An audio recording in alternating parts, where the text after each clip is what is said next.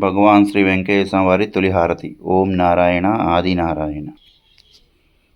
భగవాన్ శ్రీ వెంకయ్య స్వామి వారి యొక్క మూల స్వరూపము ఓం నారాయణ ఆది నారాయణ. ఓం నారాయణ ఆది నారాయణ. భగవాన్ శ్రీ వెంకయ్య స్వామి అభయ వైకుంఠాశ్రమం సంఘం జాగర్లమూడి.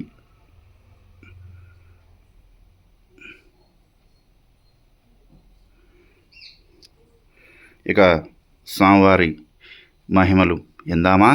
ఓం నారాయణ ఆది నారాయణ. భగవాన్ శ్రీ వెంకయ్య స్వామివారి అభయ వైకుంఠాశ్రమం సంఘం జాగర్లమూడి. ఓం నారాయణ ఆది నారాయణ. ఒకసారి జయరామరాజు వేలూరు సుబ్రహ్మణ్యం గారికి, నాగులవెల్లటూరు గ్రామస్తులు వేలూరు సుబ్రహ్మణ్యం నాయుడు గారికి భగవాన్ వెంకయ్య స్వామి యొక్క మహిమను వివరిస్తున్నారు. ఒకసారి జయరామరాజు తన ఎద్దును తోలుకొని వెళ్తుంటే వెంకటేశ్వర వారు వాటిని కొండకు తోలు వచ్చాయ్యా అన్నారు. స్వామి, ఇక్కడ మేపేవాళ్ళు ఎవరు లేరు, ఆ కొండకు తోలితే ఎట్లా అన్నారు. అయ్యా నువ్వు తోలు వచ్చేసాయ్యా అన్నారు. అలాగే అతను తోలు వచ్చేసారు. తోలు వచ్చిన తర్వాత వెంకయ్య స్వామి వారు హోంగొండ దగ్గర ఉంటే జయరామరాజు కూడా అక్కడే వెళ్ళి హోంగొండ దగ్గర కూర్చున్నారు. కూర్చున్న తర్వాత వెంకయ్య స్వామి వారు ఒక కర్ర తీసుకుని 10 అడుగులు దూరం పోయి దేయ్ అంటూ వెళ్ళి వచ్చారు. అక్కడ ఏముందో స్వామి, ఏమీ కనపడతలేదుగా అన్నారు. నీ ఎద్దులే అయ్యా అన్నారు వెంకయ్య స్వామి. అన్నారే కానీ ఏమీ ఎవరని చెప్పలేదు. తెల్లారి జయరామరాజు తన ఎద్దుల కోసం వెళ్తుంటే ఆ పశువుల కాపర్లు అన్నారు. ఏమన్నారు? అయ్యా, ఆ ఏలిముద్రలు వేసే వెంకయ్య స్వామి నీ ఎద్దు మీద ఆ చిరతపూలి వచ్చి పడబోతుంటే దాన్ని కర్రతో అదిలించారయ్యా అన్నారు. అప్పుడు జయరామరాజుకి అర్థమైంది, నిన్న వెంకయ్య స్వామి వారు కర్ర తీసుకుని దేయ్ అన్నారు, అంటే ఇక్కడ నా ఎద్దుని ఆ పులి మీద పడి చంపి ఎత్తుకుపోకుండా ఉండటానికి వెంకయ్య స్వామి వారు దే అని కర్రతో అదిలించారన్నమాట. అంటే ఇక్కడ సర్వాంతర్యామి అయినటువంటి భగవాన్ శ్రీ వెంకయ్య స్వామి వారికి ఏది ఎప్పుడు జరుగుతుందో తెలుసు. అందుకని ఆ ఎద్దుకి ప్రాణగండం ఎప్పుడైనా ఉందని చెప్పి ఆ జయరామరాజుని ఆ ఎద్దుల్ని కొండకు తోలించి ఆయన వెంకటేశ్వర హోంగొండ దగ్గర కూర్చుని ఉన్నారు. అదే పుణ్యప్రదేశం హోంగొండం దగ్గర జయరామరాజును కూర్చోబెట్టి తన ఎద్దుకు రాబోయే ప్రాణగండాన్ని వెంకటేశ్వర వారు తప్పించారు. ఇది మనం అర్థం చేసుకోవాలి.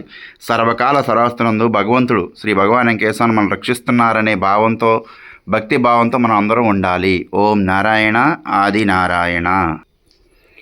ఓం నారాయణ ఆది నారాయణ.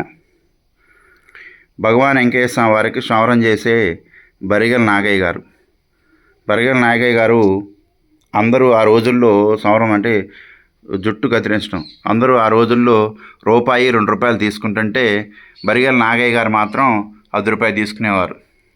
ఎందుకంటే కుటుంబ పోషణార్థం, అంటే అతని భార్య బిడ్డలు అందరి కోసం ఆయన పూజ్యభావంతో భక్తితో ఎప్పుడు వెంకయ్య స్వామిని దగ్గర సేవలు చేసుకుంటూ ఉండేవారు.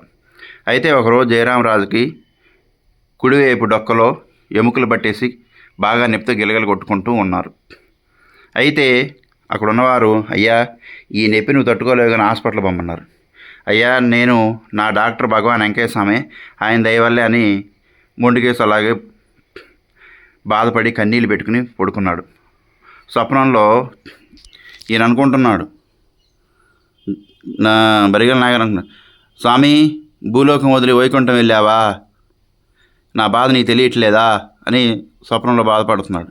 అప్పుడు స్వప్న దర్శనం ఇచ్చి భగవాన్ వెంకయ్య స్వామి, అయ్యా నేనెక్కడికి పోయానయ్యా భూలోకం వదిలి, నేను అందరి కోసం వచ్చిన వాడిని, అందరితో ఇక్కడే ఉంటా కదయ్యా అన్నాడు.